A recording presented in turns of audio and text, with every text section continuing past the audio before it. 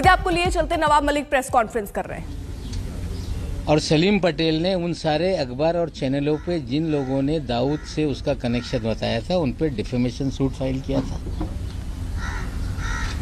और 5 महीने पहले मैंने जानकारी ली सलीम पटेल का देहांत हो गया और सलीम पटेल ये मुनीरा का पावर ऑफ अटॉर्नी था।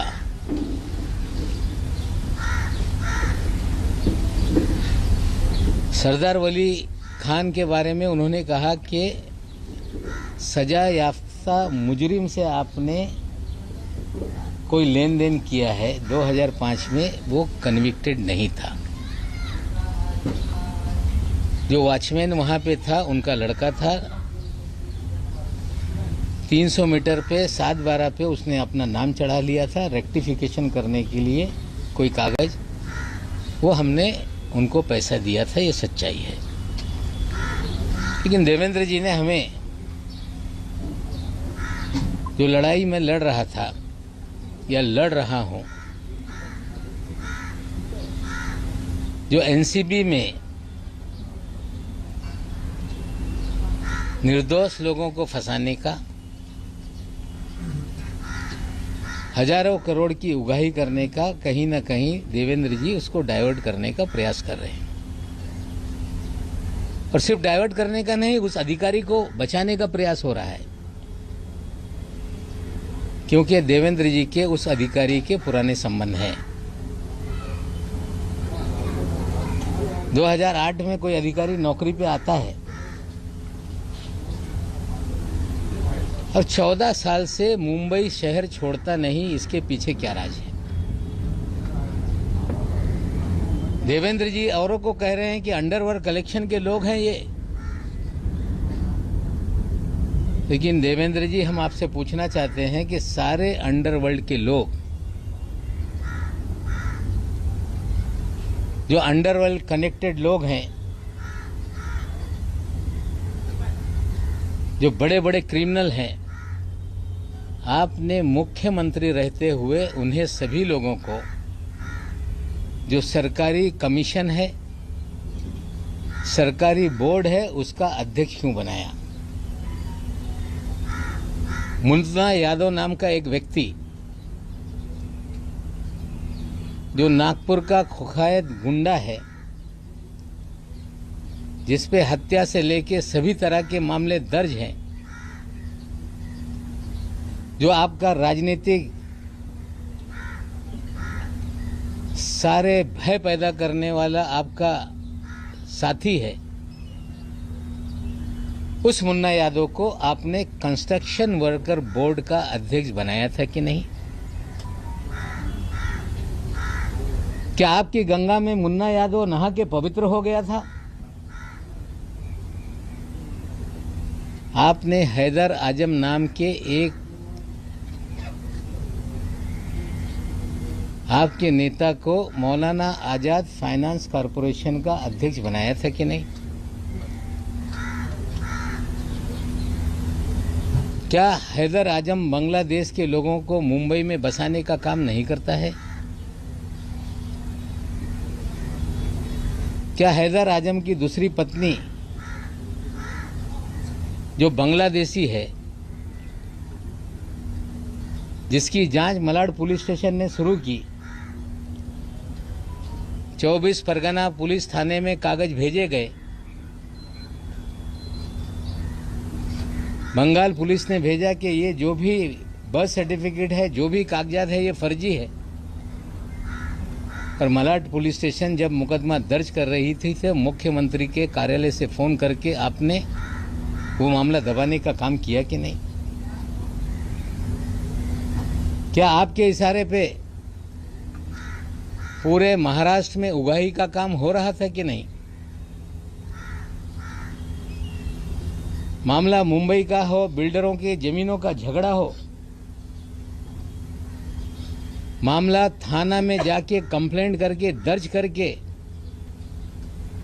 वसूली की जाती थी कि नहीं?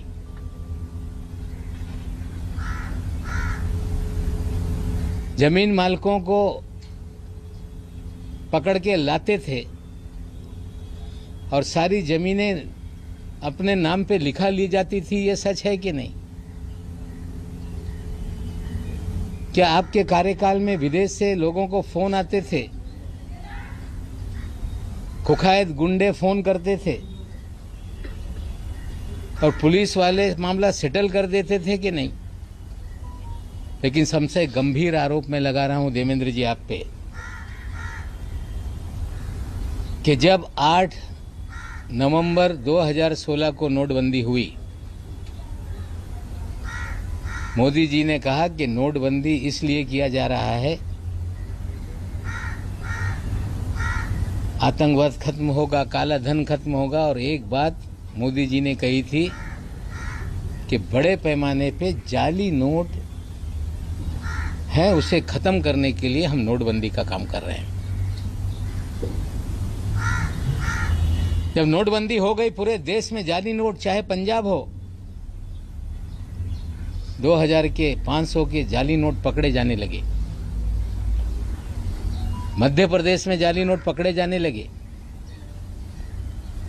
तमिलनाडु में जाली नोट पकड़े जाने लगे। लेकिन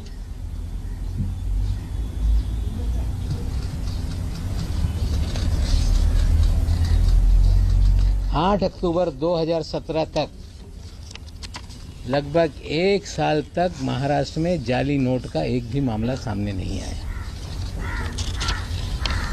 क्योंकि देवेंद्र जी के प्रोटेक्शन में जाली नोट का खेल इस महाराष्ट्र में चल रहा था। 8 अक्टूबर 2017 को डायरेक्टर इंटेलिजेंस रेवेन्यू ने बीकेसी में एक छापेमारी की, जिसमें 14 करोड़ 56 लाख रुपए के जाली नोट पकड़े गए।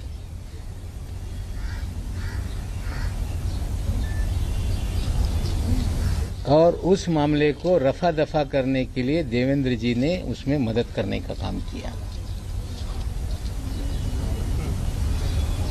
14 करोड़ 56 लाख रुपए बीकेसी में। 8 अक्टूबर 2017। साथियों, जाली नोट का nexus ISI Pakistan Dawood via Bangladesh, ये पूरी जाली नोट इस देश में फैलाई जाती है। 8 अक्टूबर के छापेमारी में 14 करोड़ 56 लाख पकड़े गए। मुंबई में एक गिरफ्तारी हुई, पूना में एक जो गिरफ्तारी हुई इमरान आलम शेख, पूना में गिरफ्तारी हुई रियाज शेख, और एक नई मुंबई में भी उसमें गिरफ्तारी हुई थी। लेकिन 14 करोड़ की 56 लाख की जब्ती को 8,80,000 रुपये बताकर मामला दबाया गया।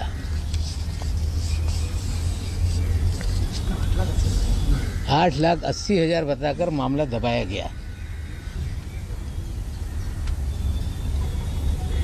पाकिस्तान की जाली नोट भारत में चले,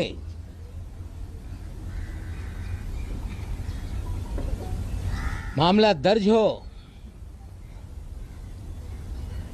और उसमें कुछ दिनों में जमानत हो जाती है,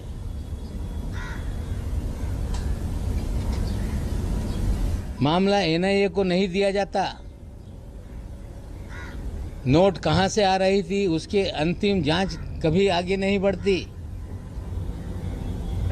क्योंकि जो लोग ये सब जाली नोट का रैकेट चला रहे थे उन्हें कहीं ना कहीं तत्कालीन सरकार का संरक्षण था। कहानी बनाई गई कि वो तो कांग्रेस का नेता है, इस शहर में कभी भी वो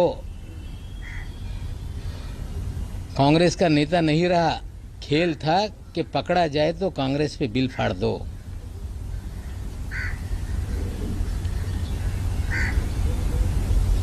और जो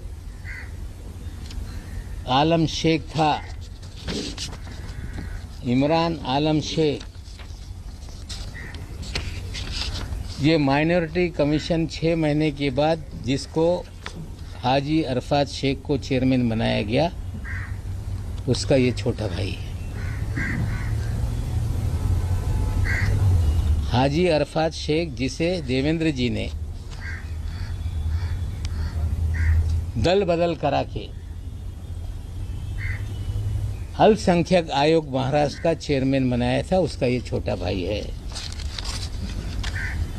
देवेंद्र जी, आप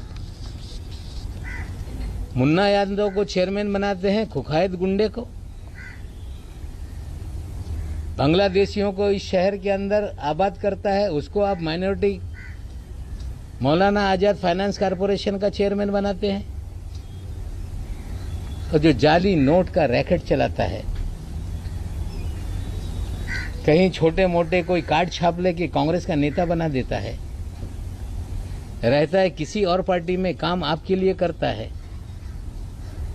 और बाद में आप उसे महाराष्ट्र के अल्पसंख्यक आयोग पद का अध्यक्ष बनाते हो।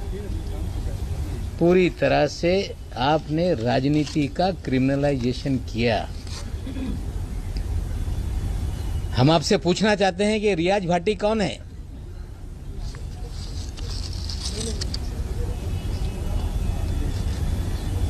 उनतीस अक्टूबर को सहार एयरपोर्ट पे जाली पासपोर्ट के साथ पकड़ा गया, जिसके ऊपर दाऊद इब्राहिम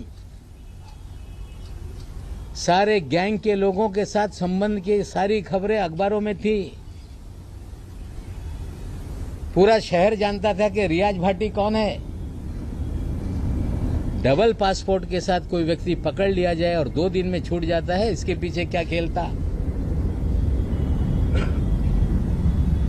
रियाज भाटी लगातार आपके साथ सभी कार्यक्रमों में क्यों नजर आता था?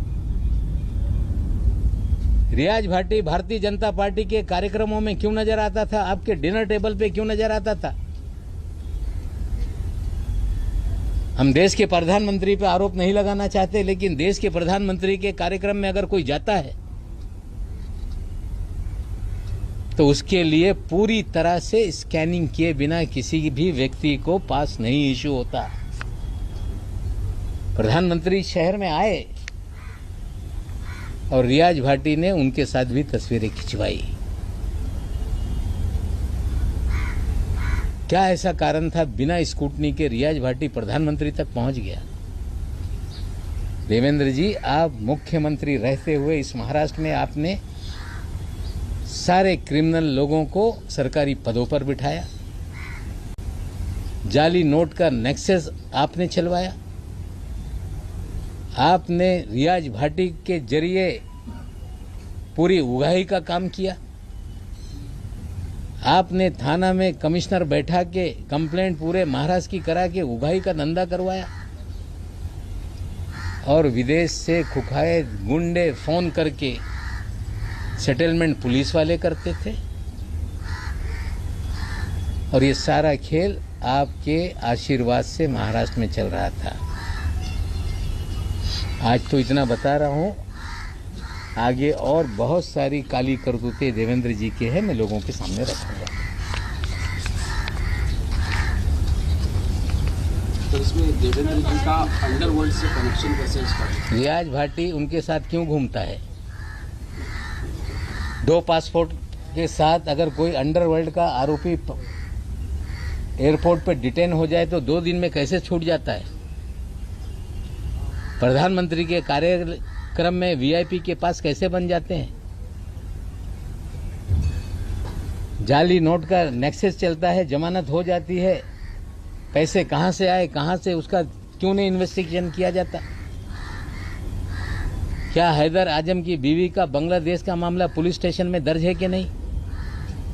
क्या मुन्ना यादव ये कुख्यात गुंडा है कि नहीं? हम तो सवाल देवेंद्र जी से पूछना चाहते हैं, इसका जवाब आप दें।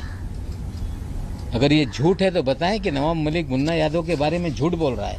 तो सवाल तो आप पूछ रहे हैं, लेकिन महाराष्ट्र में फिलहाल आप ही की अलायंस वाली सरकार है, होम मिनिस्ट्री एनसीपी के पास है, तो रियाज भाटी फरार है, मुन्ना यादव पे मुकदमे हैं, जाली नोट का मामला डीआरआई का है। जो एजेंसियां केंद्र की काम करती है उनसे हम सवाल खड़ा कर रहे हैं कि इसको फिर से देखो। ये जाली नोट का नेक्सस पाकिस्तान से कैसे लिंक है ये भी देखना पड़ेगा। मामले में पाकिस्तान का कोई लिंक एस्टेब्लिश हुआ था जिसका आप आरोप लगा रहे हैं, और कौन से बेसिस पे आरोप लगा रहे हैं कि मामला रफा दफा किया गया?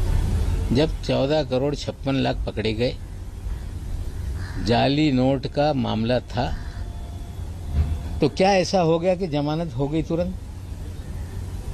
क्या ऐसा था कि जांच आगे नहीं बढ़ी? और जिसको पकड़ा था उसके भाई को आपने अल्पसंख्यक आयोग का अध्यक्ष क्यों बनाया? और ये योगायोग है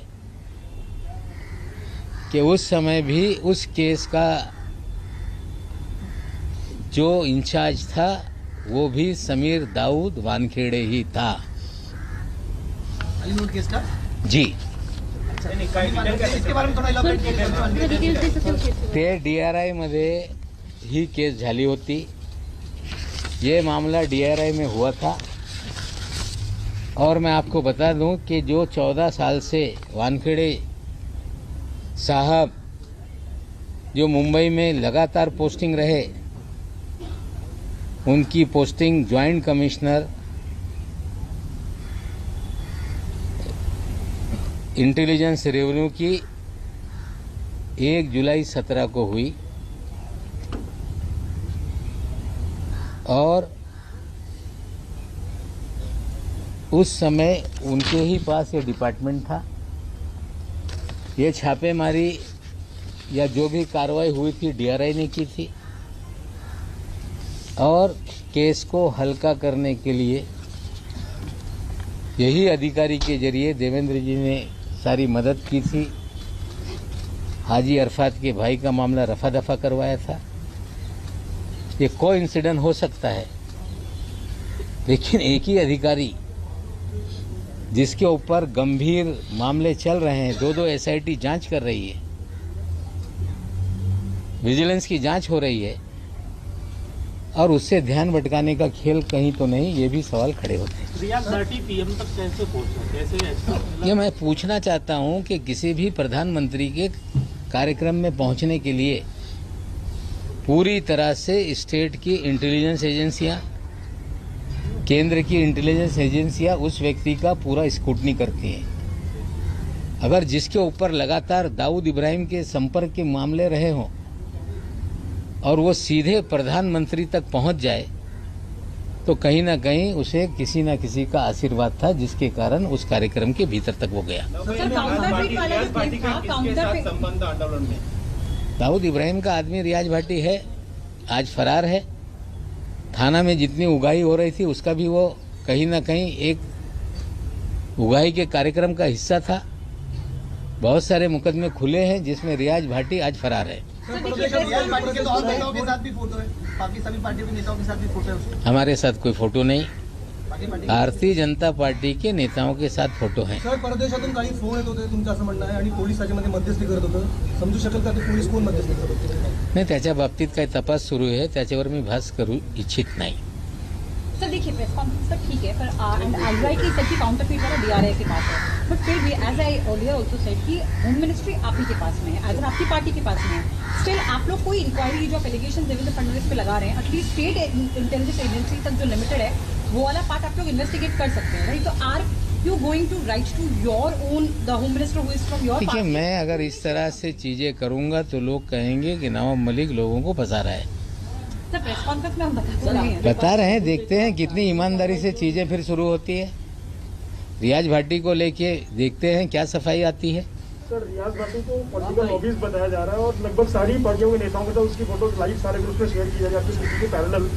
नहीं, देखिए ऐसा है, रियाज भाटी किसके साथ तस्वीर उतार रहा है ये सवाल नहीं है। सवाल ये है कि 2 पासपोर्ट के साथ अगर कोई एयरपोर्ट पे क्रिमिनल पकड़ लिया जाए तो 2 दिन में कैसे छूट जाता है। सर, लेकिन आप लोग का नेक्स्ट सवाल ये है कि प्रधानमंत्री के कार्यक्रम में कैसे एक्सेस मिल जाती है। तस्वीरें किसी की शादी में किसने उतार ली, मैं ये नहीं कहना चाहता। किसी नेता के साथ उसकी तस्वीरें, ये आरोप मेरा नहीं। मेरा आरोप है कि 2 पासपोर्ट जाली पासपोर्ट के साथ मुंबई एयरपोर्ट पे पकड़ा गया एक कुकैद गुंडा, 2 दिन में जमानत हो गई। जमानत तो अदालत से हुई होगी। एक कुकैद गुंडा जिसके ऊपर लगातार आरोप थे, प्रधानमंत्री के कार्यक्रम के भीतर जो वीआईपी का पूरा अरेंजमेंट था उसमें कैसे पहुंचा? पूरी तरह से देवेंद्र जी का संरक्षण उसको था। तो एक बार फिर से नवाब मलिक सामने आए, प्रेस कॉन्फ्रेंस की और इस बार सीधे निशाने पर देवेंद्र फडणवीस को लिया। एक छोटे से ब्रेक के लिए रुक रहे हैं, आप देखते रहिए आज तक।